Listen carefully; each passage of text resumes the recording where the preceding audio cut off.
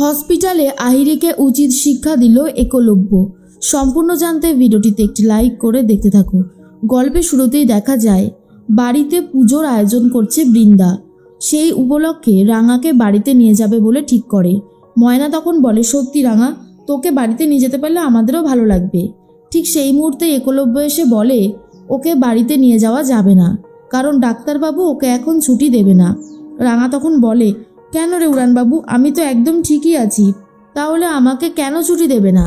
একলব্য তখন বলে, কারণ তোমার পেটে যে সেলাইটা রয়েছে সেটা এখনও কাঁচা অবস্থাতেই রয়েছে, আর তুমি এখন কোনোভাবেই নড়াচড়া করতে পারবে না, তোমাকে সম্পূর্ণ রেস্ট নিতে হবে।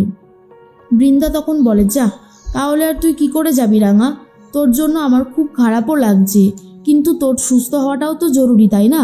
রাঙা তখন বলে, আমি যে কোথায় ভাবলাম ওই বাড়িতে যাব, পুজো আচরা হচ্ছে, সব কিছুই তো তাহলে ভেস্তে গেল। একলব্য বলে, না, সব কিছু ভেস্তে যায়নি, তুমি সুস্থ হয়ে নাও, পরে সব কিছুর আয়োজন আবারও হবে। বৃন্দা তখন বলে, তাহলে আর কি, আমরা বরং আস্তে আস্তে এগিয়ে যাই। এর মধ্যেই চলে এসেছে আহিরি। আহিরি এসে একলব্যর সাথে কথা বলতে থাকলে বৃন্দা তখন বলে, আরে আহিরি, তুমি কখন এলে? অনেক দিন পর তোমার সাথে দেখা হলো। আহিরি তখন বলে, এই তো আমি একলব্যর সাথে দেখা করতেই এখানে এসেছি। এরপর ময়না বলে, এখন তো রাঙা আগের থেকে অনেকটাই ভালো আছে, কিন্তু তবুও ডাক্তারবাবু ওকে ছুটি দিতে পারছে না, ও হসপিটালেই কয়েকটা দিন থাকবে। এর মধ্যে একলব্য বলে, রাঙা সুস্থ হওয়াটা খুব জরুরি, ওর ওপর থেকে তো আর কম ঝড়ঝাপটা যায়নি। বৃন্দা বলে, যাই হোক, আমরা তাহলে এগোই। ময়না বলে, আমাদের একলব্য কিন্তু ডুবে ডুবে ভালোই জল খাচ্ছে, একদিকে রাঙা আর অন্যদিকে আহিরি। বৃন্দা বলে, তুই একবার ভাবতো ময়না, যদি আমাদের স্বামীরাও আমাদের সাথে এরকম করতো তাহলে ঠিক কেমন লাগতো? ময়না তখন বলে, না না দিদি ভাই, এটা একদমই হবে না, সার্থকী শুধু আমাকেই ভালোবাসে, আর দাদাভাইও তো শুধু তোমাকেই ভালোবাসে, তাই না? আহিরি তখন বলে, একলব্য, আমার তোমার সাথে খুব গুরুত্বপূর্ণ বিষয়ে কথা বলার আছে, যেগুলো না বললেই নয়।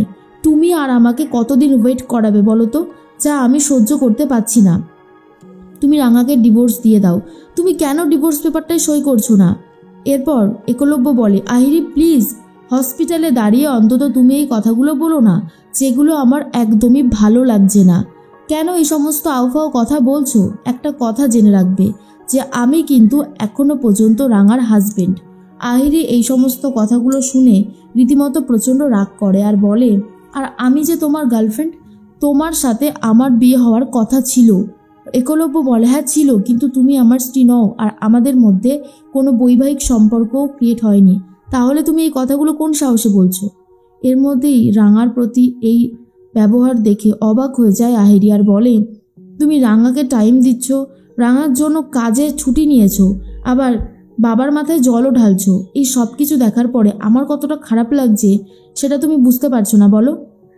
একলব্য বলে, ওই মেয়েটা আমার জীবন বাঁচিয়েছে, আজকে এই যে আমি তোমার সামনে দাঁড়িয়ে আছি সেটা ওই মেয়েটারই জন্য।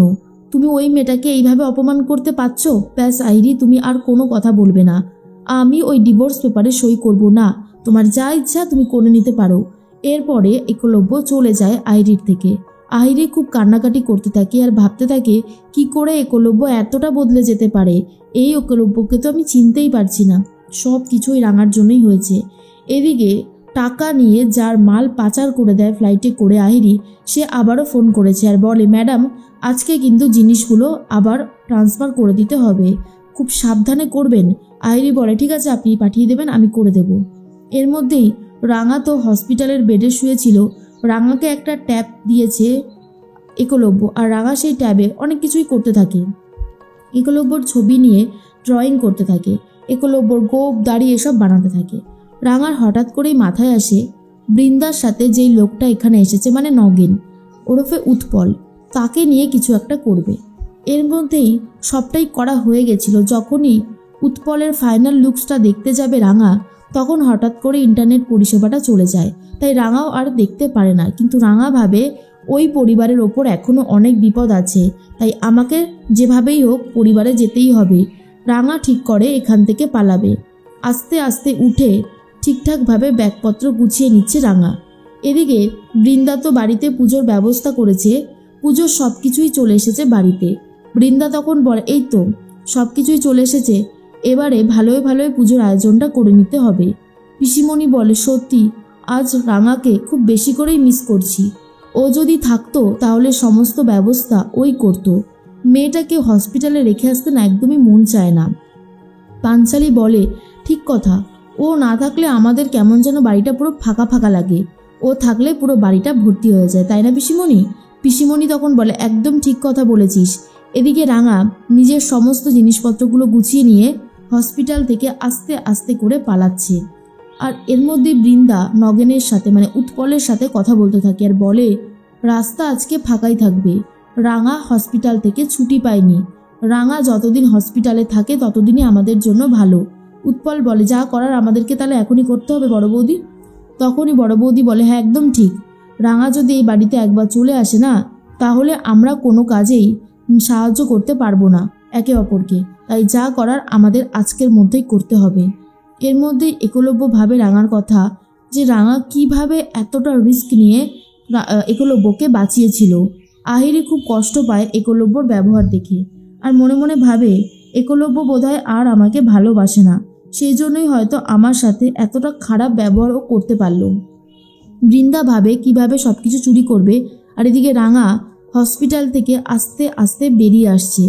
হঠাৎ করেই রাঙার মনে হয়, যেভাবেই হোক বাড়িতে তো যেতে হবে, কিন্তু আমি যদি রাঙা হয়ে যাই তাহলে উড়ানবাবু আমাকে আবারও হসপিটালে দিয়ে যাবে।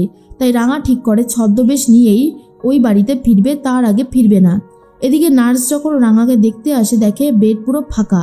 রিসেপশনিস্টকে জানায় যে ম্যাডাম রাঙামতি বেডে নেই। এরপর সিসিটিভি ফুটেজ দেখে দেখতে পারে রাঙা হসপিটাল থেকে বেরিয়ে গেছে। এরপরেই একলব্যকে ফোন করেছে হসপিটাল থেকে আর বলে, স্যার রাঙামতি না হসপিটাল থেকে বেরিয়ে গেছে। আর এটা শোনার পর একলব্য খুব রেগে যায় আর বলে, আপনাদের সিকিউরিটির কি ব্যবস্থা আছে যে একটা পেশেন্ট এইভাবে চলে যেতে পারলো? বলুন, চুপ করে থাকবেন না। রিসেপশনিস্ট বলে, স্যার আমরা কি করে বুঝবো বলুন তো যে এরকম কিছু হতে পারে? আপনার স্ত্রী এইভাবে চলে গেল কেন? ওনার পেটে যা অবস্থা, বড়সড় রিস্কে পড়ে যাবে উনি। এর মধ্যে বৃন্দারা তো পুজোর ব্যবস্থা করছিল। ঠিক তখনই একলব্য বলে, রাঙা নাকি হসপিটাল থেকে বেরিয়ে গেছে, কোথায় যে গেল বুঝতে পারছি না। পিসিমণি বলে, এই মেয়েটাকে না এক জায়গায় কিছুতেই রাখা যায় না, ওর তো অবস্থা অনেক বেশি খারাপ। রাস্তায় যদি বেরিয়ে কোনো বিপদে পড়ে তখন কি হবে?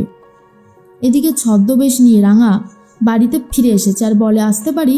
কৃষ্ণা তখন বলে, কাজের মেয়েকে আসতে বলেছিলাম, মনে হয় ওই এসেছে। এরপর কৃষ্ণা বলে, আসো আসো ভেতরে আসো। রাঙা বলে, যাক বাবা, আমি তো ভেতরে চলে আসলাম, এবারে বাকি কাজটাও করে ফেলতে হবে। এই বাড়ির কোনো মানুষের আমি কোনো বিপদ হতে দেব না। একলব্য ভাবে, রাঙা কোথায় গেল আর কেনই বা ও এভাবে না বলে চলে গেল? সত্যি এই মেয়েটাকে নিয়ে যে আমি কি করব বুঝতে পারছি না। কিন্তু রাঙা যে বাড়িতে চলে এসেছে সেটা এখনো জানেই না একলব্য।